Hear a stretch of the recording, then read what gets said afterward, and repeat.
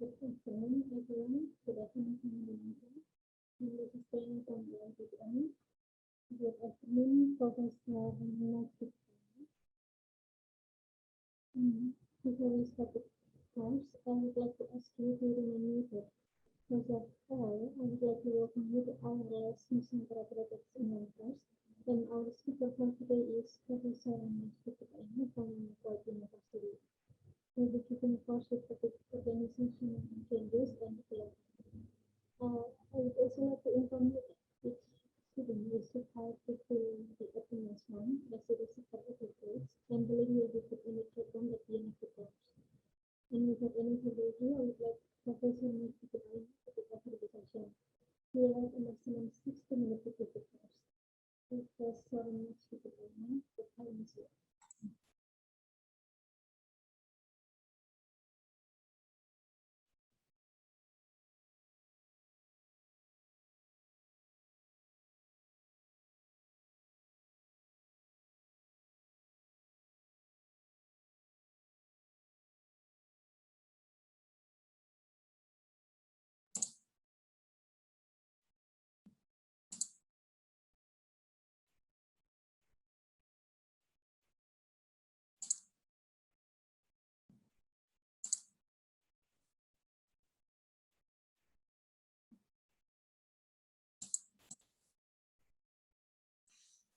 Hello, good morning, everyone. Welcome to today's lecture. Today we are going to be talking about organization development and change. And one of the reasons that I am conducting this presentation or this introductory presentation on organization development and change is due to the fact that organizations are very important organisms in societies, and basically they are in there in order to serve societies, and they have shared objectives between them and societies. So the objective of this presentation is to define organization development and understand the concepts and the processes of organization development, and how to choose a specific design model and approach for the organization, and then how we can count on the involvement of leaders and other stakeholders into affecting this development. And of course, we develop in order to try and change the state of an organization from a state to another. And in order to understand fully why we need to do that, we need to understand what is organization development. Basically, in the organization development, we are trying as an attempt to influence members of the organization to expand their openness and to take greater responsibility for their actions. And those are based on the assumption of when employees or people pursue their objective, they have to be simultaneous, and they need to discover new ways of working. And of course, this does not pop up or come until and unless they are in the state that we refer to as being an employee or a person with expertise. And this experience will become more effective for achieving whatever is deemed necessary for organization goals. Now, if we need to define an organization, basically it's an organized structure through which individuals cooperate systematically for a particular purpose. And this purpose could be whatever. For example, organizations could be based on the motive of having profits, other for non-profits. So it depends what sort of objectives that organization has. And it is made up of elements with valid functions that contribute to the whole and to collective functions. Now, if we need to understand what a system or a systematic, okay, it's a total of elements that are interacting, composed of interdependent parts, components, interdependence, interconnectedness, and interrelation, meaning that organization, okay, we have the organization dimensions. They are structural and contextual. So structural would really look into an organization from inside to outside. And the contextual, it looks from the outside into the inside of the organization, basically how the external environment could affect or influence the organization, and the structural, how it is influenced by the overall organization in terms of the employees, the stakeholders, and what sort of bylaws and laws that organization has.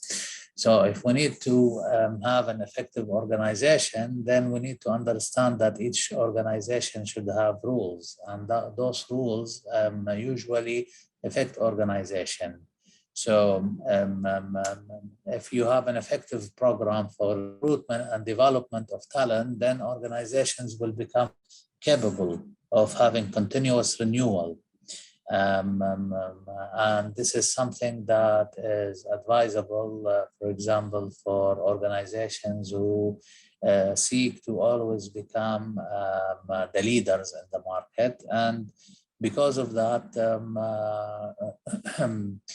some organizations, they refer to the human resources as the strategic human resources department. So why we say strategic? Because they set their strategies, the overall organizational strategies, based on selectiveness of individuals or employees that they need to hire, or from the lower management, middle management, or upper management, in order to serve, okay, their organization, in order to guide them and help them into achieving the overall objective or strategy of the organization. So there are, of course, conditions for the organization that they have to be capable, or they have to have the ability to communicate and information reliably and validity. So we have internal flexibility, we have integration and commitment, and we have internal climate of support. Those together, okay, once they are they start having conformity, then those will have a positive effect on the organization. However, those conditions, if they are not met, or if some of them were hasty or lousy, then the organization will not progress. So again, what do we mean by system? The system is basically the input, the energy, the matter, the information, and is basically the transformation mechanism, specific activities, all right? It's the same as the input and the output of any production line, or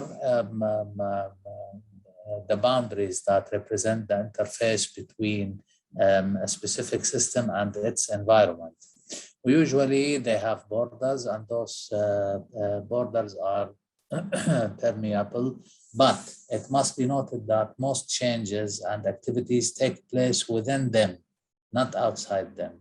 So if we really need to have understanding, then we need to understand an open system. The open system has goals that indicates the reasons for which that entity exists and functions. These goals cannot exist irrespectively of the values or the requirements of their environment. Therefore, organizations' output represent the most accurate reflection of its purpose. And therefore, the output may or may not be accepted by in the environment. And again, when we are talking about the environment, we are talking about the external environment, and we are talking about they could be the clients, customers, the stakeholders, regulators, etc. So anything that is external to the organization. And the open system, we tend to have resistance to change explained by the system's homeostatic nature. So it's basically the differentiation explains organization's growth and propensity towards bureaucratization. So basically, death of organizations can be explained by its inability to create negative entropy. So if we need to have an organization change, and obviously this stage comes after developing the current method used in order to affect change, then we should know that the change is basically moving from a new state of things into different form of all the state of things. And therefore, organization change is basically transforming between the current state and the future one towards which organizations is directed. And this should be noted that when we need to have a success change criteria, we need to understand that success change criteria reaches the goal for which it has been implemented, does not exceed the deadline, and leads to a positive economic or operational results, and is perceived as a success by both inside members as well as the external members or the outside members. So what are the resistance and what sort of categories we have for resistance? Basically, when we are talking about resistance, for example, we have the protesters, and those are the ones who make their objection known to the organization and their colleagues. However, once issues are identified, they can be considered and managed. Now, the interesting one is the zombie, because I think we have a lot of it in organizations, and those are the ones who basically have no strong opinion, and they are happy to go along with any proposed changes without offering any constructive comment. And those usually are the ones that organizations should be taking care of, because they might not add any value to the organization. And then the saboteurs are like to show that the old ways were fine openly and find fault with any new systems or process change. And the survivors are the ones who accept the change and make best use of any new situation for their own advantage. Now we need to try to understand what is the organization development concepts and processes. Of course, organization development is defined as it's a planned activity that affects the entire organization and requires support from all levels of the organizations and aims to improve organizational effectiveness and benefits. And that will lead to their goals flow from a state to another. So what are the conditions calling for an OD efforts? Basically, organization development, we needed to have a managerial, to change the managerial strategy. And then we have the need to make organization climate more consistent with both individual needs and the changing needs of the environment. And then once we do that, we need to take into consideration cultural norms, and we need to understand what sort of change structure and roles we need to implement, and how this open up a new intergroup collaboration and communication system.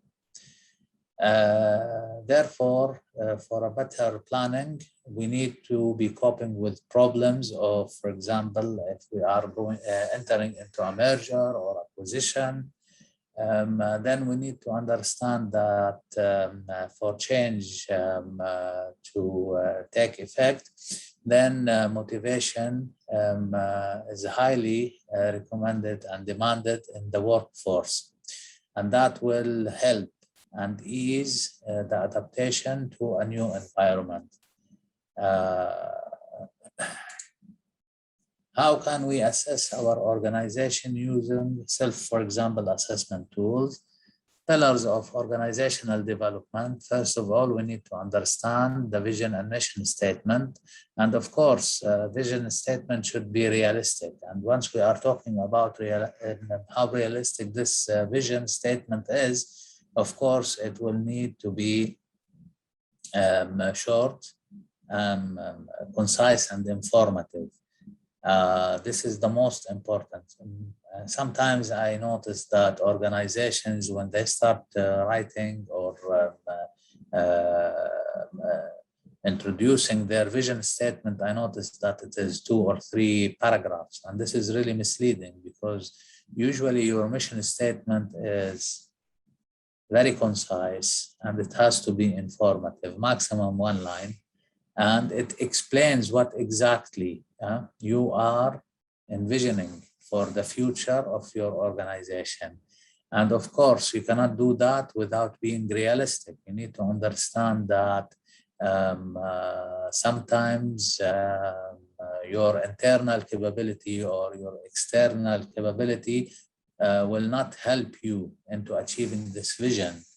And therefore, you need to be very vigilant and writing down your vision and understanding what sort of challenging you are having, whether it's external or internal. As we refer to it, is the external mechanism going to negatively impact our vision, or is it our internal mechanism? So, and then of course, our mission statement is basically what sort of values we have, what is our strength, what is exactly we are going to be doing in order to achieve our overall strategy and vision statement. So another thing that we should be careful about is our organizational structure. We should know what sort of structure our organization is following. Is it a hierarchical structure? Is it a horizontal structure? Is it using both? What are the advantages? What are the disadvantages? Are they friendly with our existing strategy, the generic strategy, whether we are going to be using Michael Porter's or Mile and Snow's strategies? Then we need to understand that there are certain strategies that coincide and work perfectly fine with certain structures and designs. And of course, we need to put a lot of emphasis on the governance structure. Basically, it's the corporate governance structure. We should be able to understand that internal mechanisms are of importance. And once we are talking about internal mechanism, we are talking about the board of directors, what sort of credentials they should be having, some of the existing research talk about the stewardship theory. Others are talking about other theories, contemporary theory. Others are talking about the agency theory. And basically, the agency theory indicates, and most of the research has existing research. They have found that the findings indicated that there should be individuals who are not external, they are external to the organization, and they become appointed as board of members in the board of directors, because usually they are non-biased, and they are considered to have the expertise, whether this expertise from an educational background or expertise in their field, and they can add more value. And of course, they refer to it in some research that they are considered to be the watchdogs over the internal directors. Of course, for example, the agency theory recommends that the chair of the board of directors should be someone, should only have this position, and it is not recommended that he or she be the CEO or the managing director, because this will have a conflict of interest. Those are a little bits and pieces of the internal governance mechanism. And then, of course, you have the external governance mechanism. It's the regulators, the market, okay? But mainly, okay, the external mechanism usually focuses on the rights envisaged between, for example, organizations and those who have direct or indirect relationship with the organization in terms of investment, in terms of ownership, in terms of being a stakeholder, okay? So this is extremely important, and the more you have a sound governance in your country, and it is reinforced by the regulators, okay, on the organizations, then you will end up having a better organizational structure with a better governance structure that would help the organization, and thus far will have a positive effect on the economic situation of the country. So what sort of information as well, flow and decision making? Of course, information is considered to be a key determinant, and the more information you have, the more likely you will become successful, because information is considered to be wealth, and this wealth you can use it in order to boost your organization performance, whether it is the financial performance or the employees' performance. And that will take us to an important element, which is the technology and the infrastructure. The more you are up to date with technology and you have solid infrastructure, the more you will be able to react to any threats that could be directed from your competitors or the external environment. And yet, for example, companies who were fully digitized during the COVID-19 were the only ones who managed to successfully keep their operations, and they were the ones who were the biggest winners in the stock markets, because they did not have any problem to start serving their clients or customers online. And of course, we need to understand that the financial oversight and the management, we need to take care of the idea whether your cash flow statement is healthy or unhealthy. And you could have millions of US dollars in the market and you are unable to collect your money, and you start having negative, or you start having problems with your cash flow statement, and that would lead to the collapse of your organization. And yet, that does not mean that you do not have the money. okay? But you do not have the cash flow within your organization. It is basically with customers. And that means you are having a very poor what? The collection of your accounts receivable.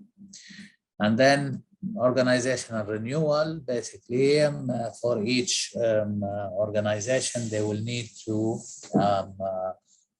update and renew the bylaws and the training of their employees in order to be able to be up to date. Now, when we need to talk about the vision and the mission, it has already been explained and I spoke about it. So I will skip to the following, the structure. Basically, everyone knows what an organization structure is and what sort of hierarchy we have and how it interacts with the work environment and what sort of communication we are going to be having. Is it bottom-up communication? Is it top-down communication? Does the structure encourage decision-making process for subordinates? Are they liaised with some authorities in order to save time? And of course, then we will need to talk about two specific and important designs or structures, and this is referred to as either the mechanistic or the organic structure. The mechanistic structure is basically works perfectly fine with large cap organizations. It adheres to the mechanism, a mechanistic approach. It has no liaison of authority. Decision-making is centralized. Learning is not permitted, and waste is not permitted. And because of that, usually the mechanistic approach is the best approach in order to have it when you are seeking efficiency.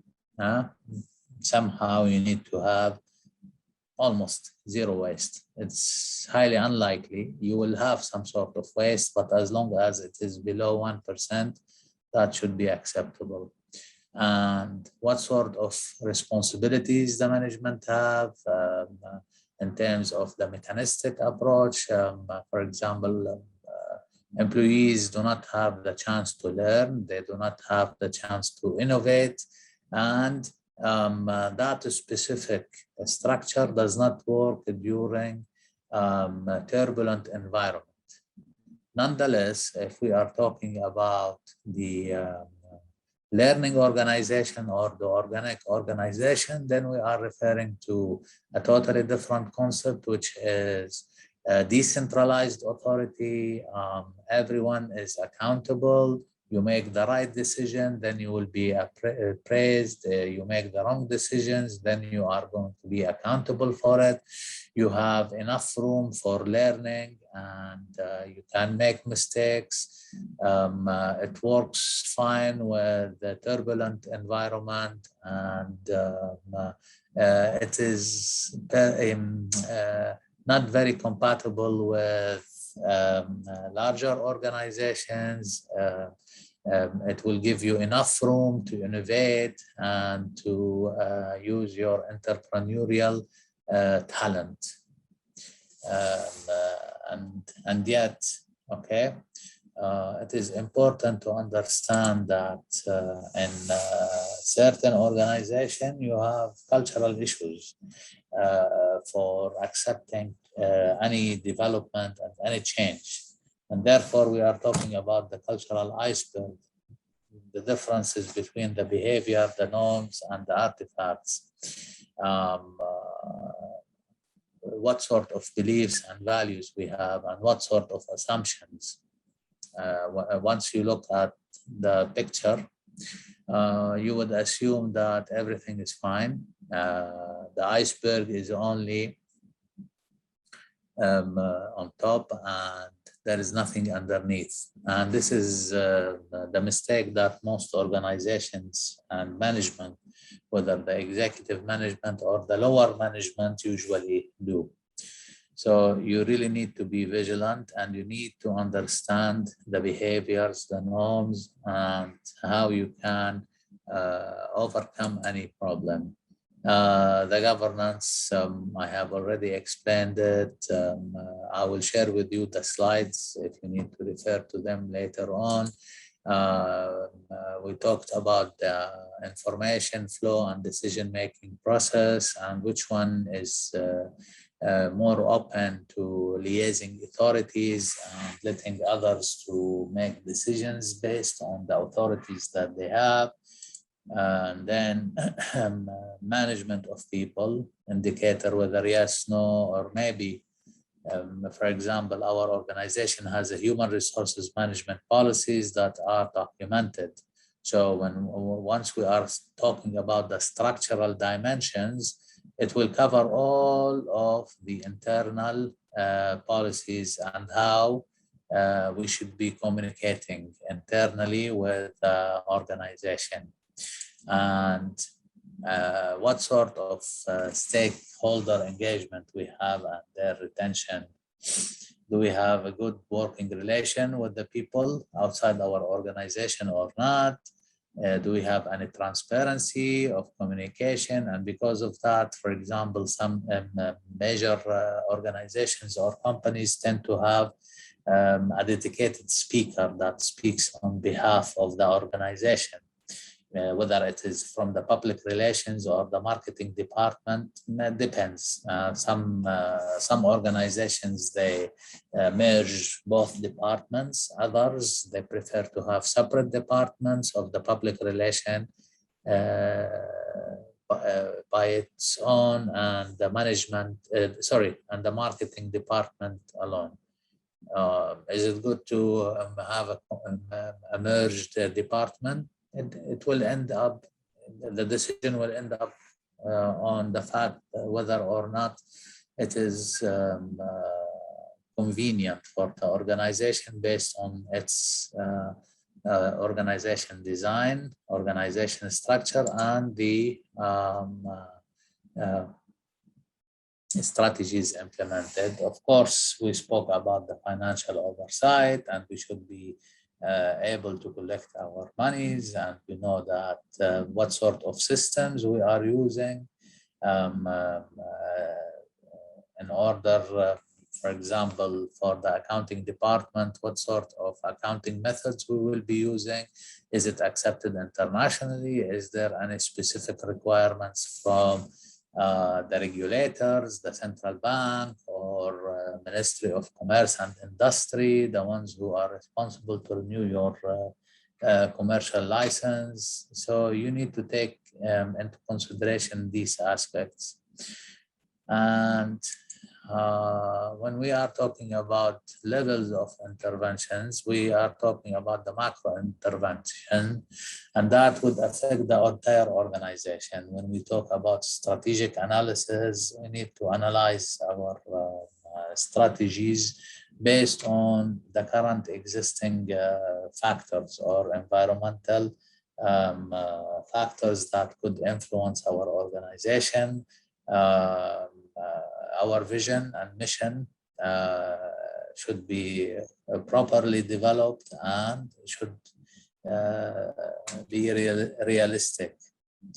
So what sort of job we are going to be strategically setting, and how we are going to restructure. Restructuring, this is something that is important because it will depend on basically everything you will be trying to collect in terms of information and data, and whether or not you have managed to achieve whatever goals and strategies you have laid down for the short term, medium term, and the long term, and whether or not you will be able to achieve it or achieve the long term one or not. And then we need to know that there are levels of interventions, okay? whether we have a unit, whether we have a planning, strategic units that will help us into positioning our companies, and whether or not we will be having continuous formation and recruitment of new leaders. Now, what we really need to understand that during the process of the development, we basically are trying to improve the status quo or the existing situation of our organization to a more suitable situation, and by so doing, that will help us to start understanding and affecting what sort of priorities we need to have, and how is it going to help us in the future. Now, having said that,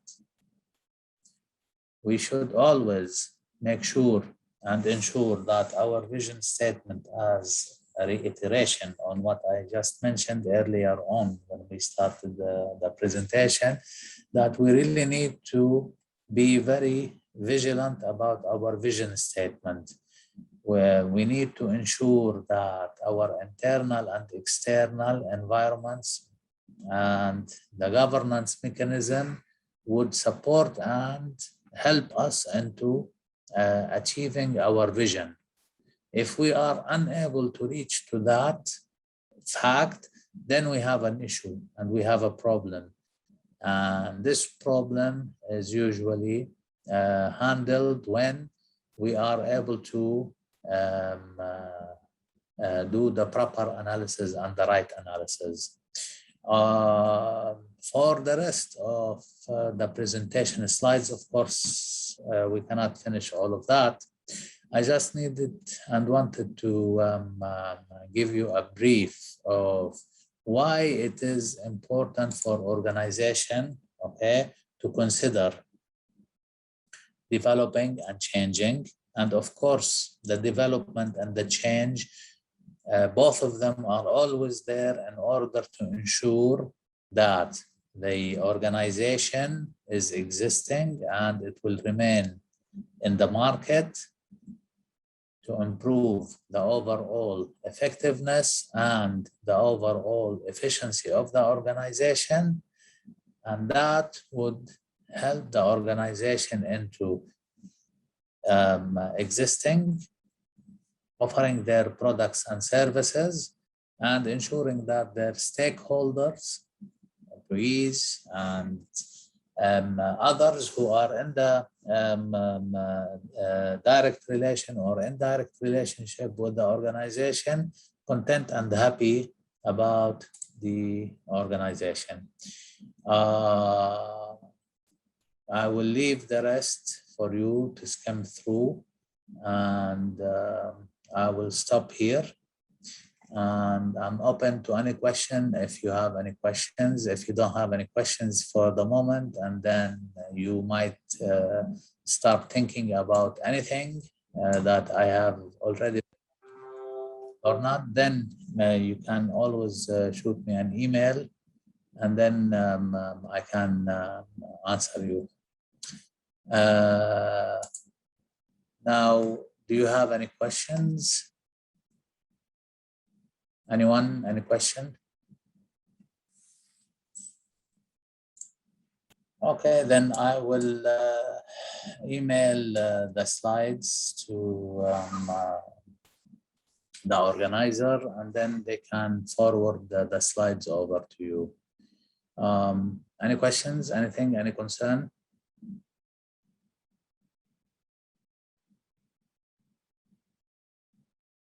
Hello?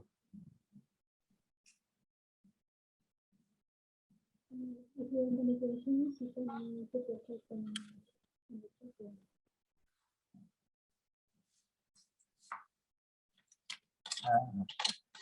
The quality of the voice is a little bit. Anyway, I'm done for today's presentation. You can use the information in your reports, understanding what you really need to do in your report. And yeah, something of the presentation. I noticed that, the organizers could even tell me if my understanding. Reading the objective of Nusantara is basically to study Asian companies or companies who operate in Asia and understand what sort of financial and economic influence they will be having into X countries in Asia. I noticed that some students and their virtual team members were talking about North Africa, and it has no connection with anything in Asia. So I'm a little bit puzzled, because if my students were wrong, other students should correct them, not to do the same mistake, unless the terms and conditions of Nusantara had changed. But I read it. The objective is to study companies that operate in Asia. It doesn't matter if they are originally Asian or they are multinational corporation or they are whatever. So this is something is very serious. And when I asked for compiled work of the teams, the plagiarism is above 85%. This is very serious. I'm not talking only about other students. I'm including my students, because they should work as one person. So I'm sorry, I'm giving negative feedback, but this is very serious. If in my course, Nusantara is almost 1/3 of the final grade. If I have 85% plagiarism, I will give them 0. But I will not report them to the authorities in our university, because they will be kicked out. So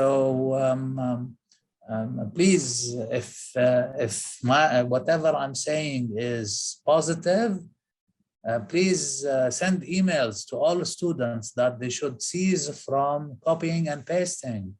And some of the students, they copied and pasted from my lecture last time, word by word. It's all. So, and I will ask my students and other students who are working with my students to forgive me. It's not nice to be a source of negative feedback, but this is very serious. This is something that you will learn from.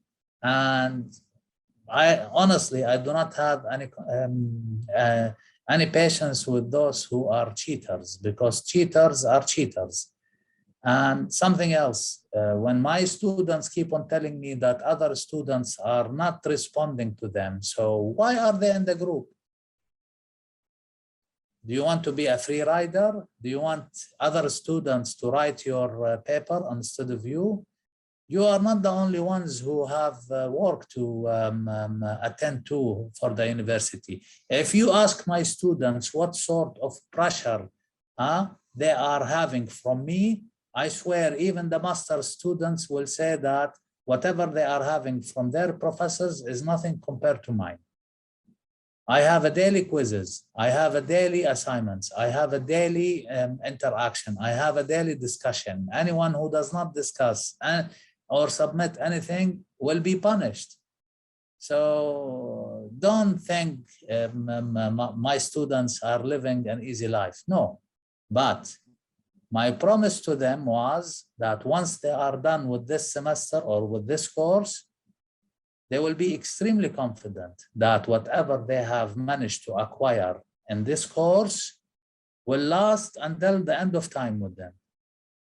And this is something extremely important. Please, for my students who are working with others from India, from Malaysia, Indonesia, Pakistan, Australia, any country in the world, try to find an association to the companies that you are talking about. For example, some students talked about Louis Vuitton. Louis Vuitton is not an Asian company. But you can always find an association. Do they have their production line in Asia and China? I don't know. If they have it in China or they have it in Bangladesh or Pakistan or India, then you might be able to find an association.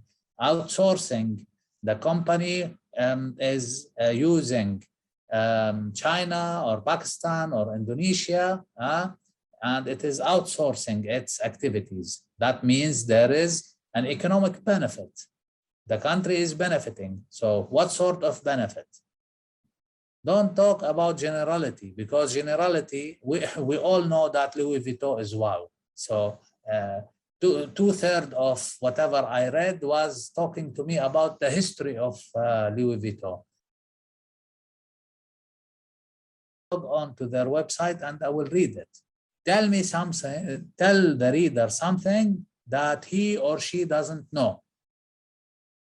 Talk to us about something new, whether or not they are able to achieve their long-term objective, their vision statement or not.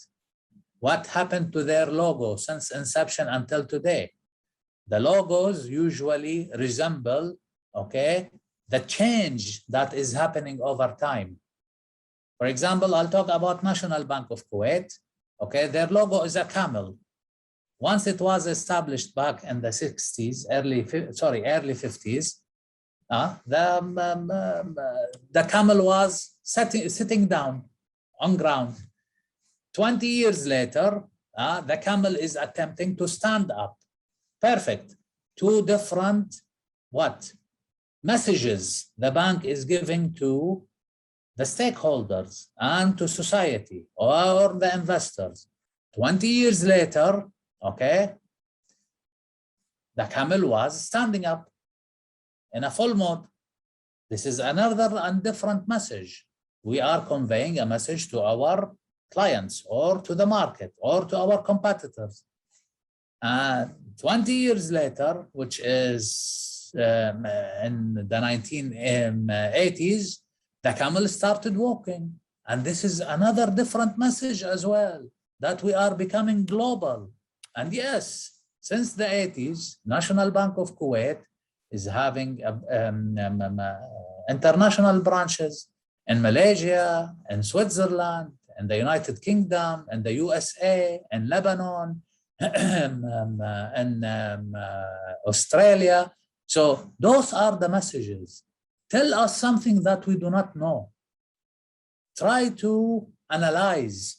I don't want you to copy and paste. If I really want you to copy and paste, I wouldn't have signed you up with Nusantara. Nusantara is an important, okay?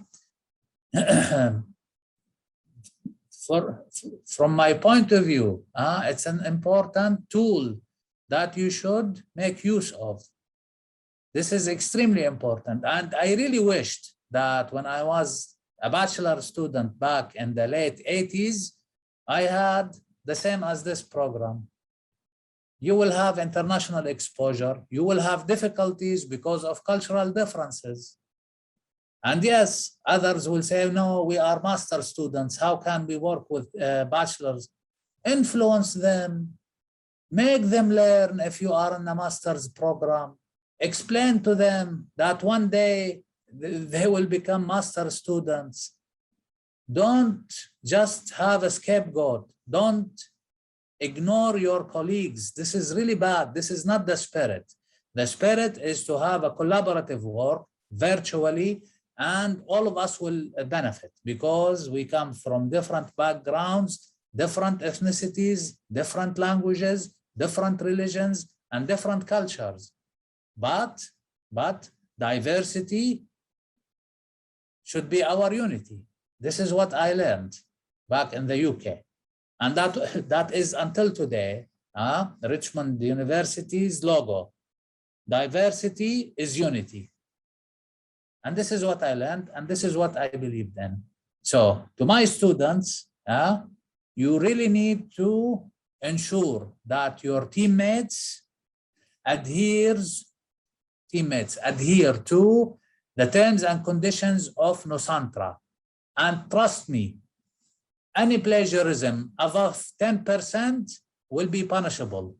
I don't care if you are going to graduate this semester in the summer or next semester. I will give you 0 out of 30%.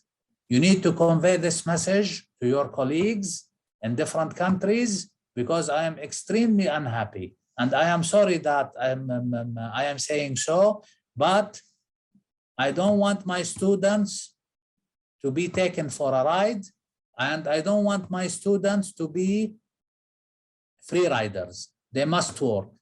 And the deadline for my students is the 16th. And I will have no exceptions.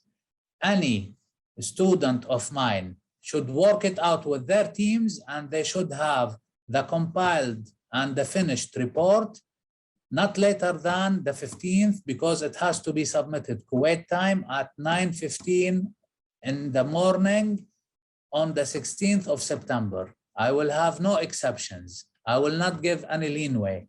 This is your deadline, my students. And this is what I've been telling you for the past 4 weeks. No exceptions. And your exams are next week, or no, actually the week after next week.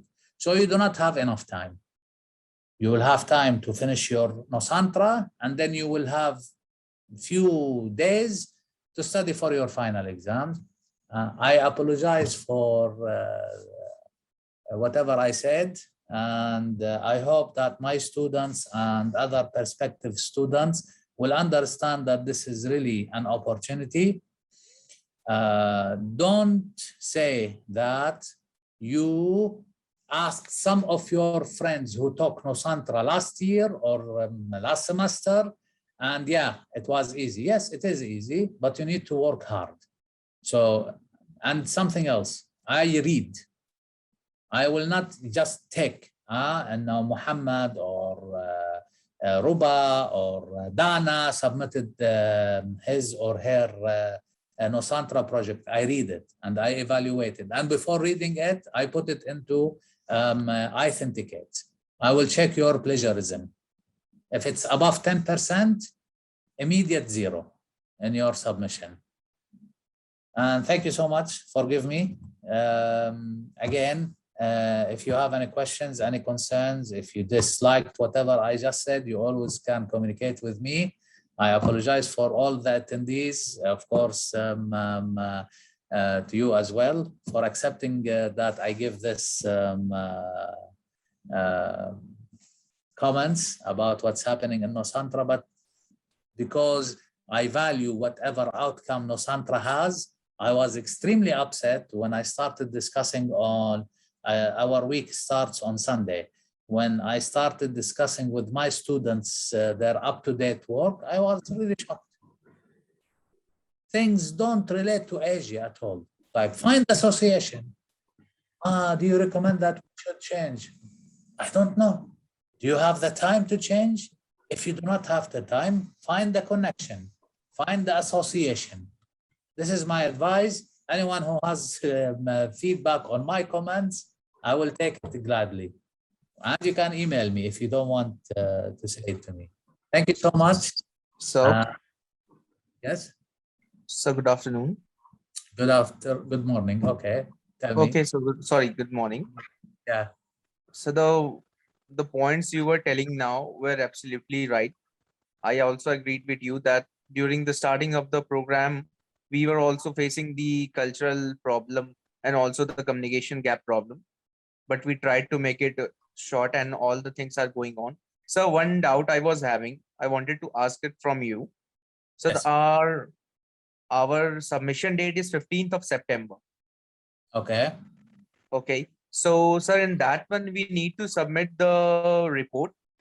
So that one, and the report it's given that we have to submit the video also. Sir, can you please give the link of what kind of video we have to make it? I think you will need to speak with the Nusantara administrators. They will tell you what's, basically it's something like a presentation, because we will not have the actual time to make what they call it, time for the presentation. So usually I think the Nusantara administrators ask most of the participants to have at least 5 or 7 minutes of a video talking about their overall topic, what they have done, why they did it, and what sort of outcome they have. And correct me if I'm mistaken. No, sir. Thank you. Thanks. Thank you, sir. Pleasure. Thank you, Arnav.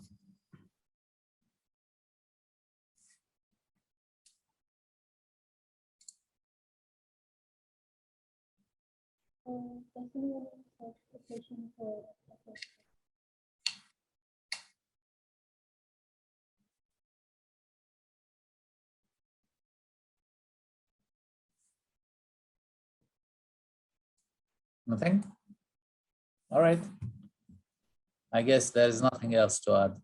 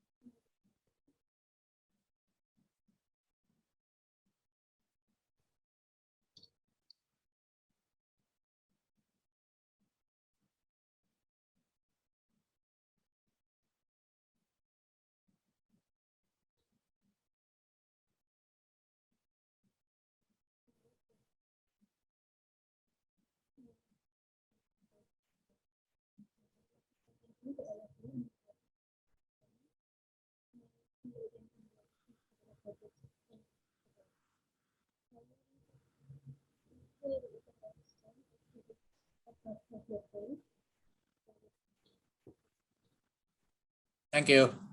Bye.